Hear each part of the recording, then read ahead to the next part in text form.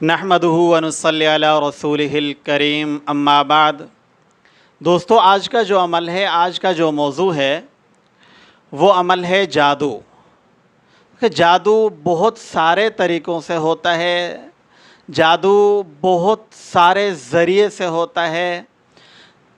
جادو آپ کے بالوں کے اوپر بھی ہوتا ہے، جادو آپ کی تصویر کے اوپر بھی ہوتا ہے، جادو آپ کے کپڑوں کے اوپر بھی ہوتا ہے، جادو آپ کے خیالات کے اوپر بھی ہوتا ہے، جادو آپ کے چہرے کو، آپ کی تصویر کو تصور میں لا کے بھی ہوتا ہے۔ اور ایک جادو وہ ہے جس کو کہتے ہیں ہنڈیا کا جادو۔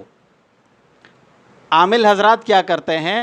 اپنے جنات شیاطین کے ذریعے اگر کسی کو جان سے مارنا ہوتا ہے یا کسی کا کاروبار چلتا ہوا کاروبار بند کرنا ہوتا ہے یا کسی کا گھر تباہ و برباد، اس کی نسل کو تباہ و برباد کرنا ہوتا ہے، تو کیا کرتے ہیں کہ ایک ہنڈیا لیتے ہیں، اس کے اوپر عمل کرتے ہیں۔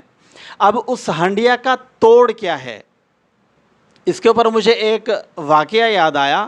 ہمارے ایک دوست ہیں، تقریباً 2 سال پرانی بات ہے، انہوں نے مجھے مغرب کے بعد فون کیا۔ میں نے ان کا موبائل فون ان کا ریسیو کیا تو کہنے لگے کہ حضرت، یہ ہمارے سامنے گھر کے صحن میں ایک ہنڈیا کھڑی ہوئی ہے، اڑ رہی ہے، فضا کے اندر کھڑی ہوئی ہے اور اس کے اندر آگ جل رہی ہے، یہ کیا چیز ہے؟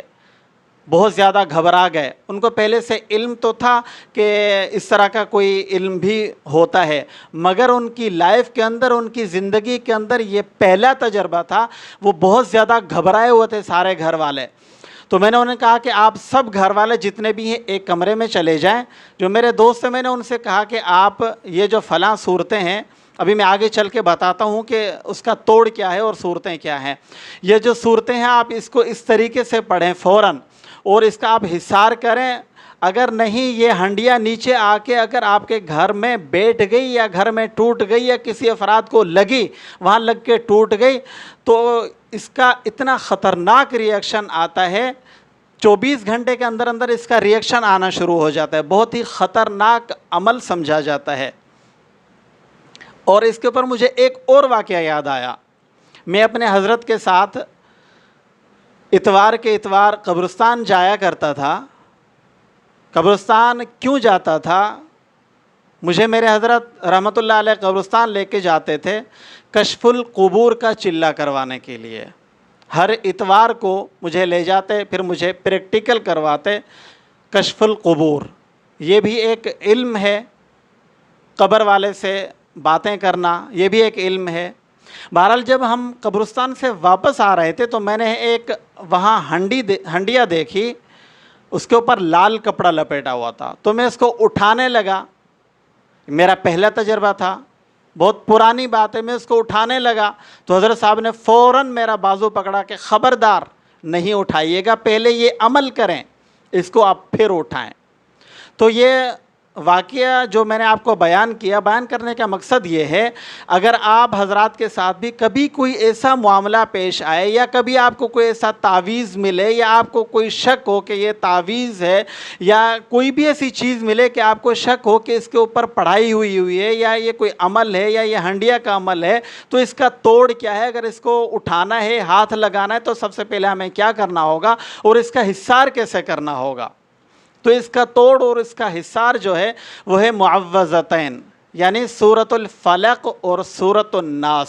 قرآن مجید کی آخری 2 صورتیں، سورۃ الفلق اور سورۃ الناس۔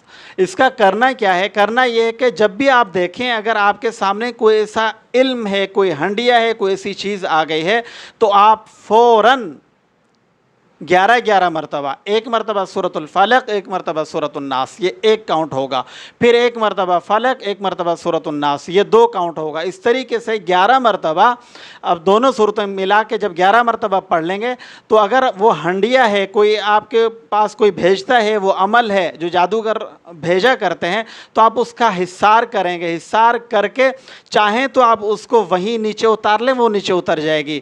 پھر اس کو اٹھا کے آپ کہیں اس کو جو ہے نا جا کے پانی میں سمندر برد کر دیں۔ اگر آپ اس کو واپس کرنا چاہتے ہیں تو حصار کے اندر آپ اس کو واپس کر دیں، وہ واپس چلی جائے گی، ریٹرن ہو جائے گی۔ اور اگر آپ کو گھر سے کوئی ایسی چیز ملتی ہے، تعویذ ملتا ہے، کوئی ایسی چیز ملتی ہے تو پہلے آپ یہ صورتیں جو میں نے ابھی طریقہ اور تعداد بتلائی ہے اس طریقے سے پڑھ کے اپنے ہاتھوں کے اوپر دم کر کے اس چیز کے اوپر دم کر کے آپ اس کو پھر کھولیں تاکہ اس کے اثرات اس کا ریئیکشن آپ کے اوپر نہ آئے. تو اس عمل کی آپ حضرات کو خصوصی طور پر اجازت ہے. السلام علیکم ورحمۃ اللہ وبرکاتہ.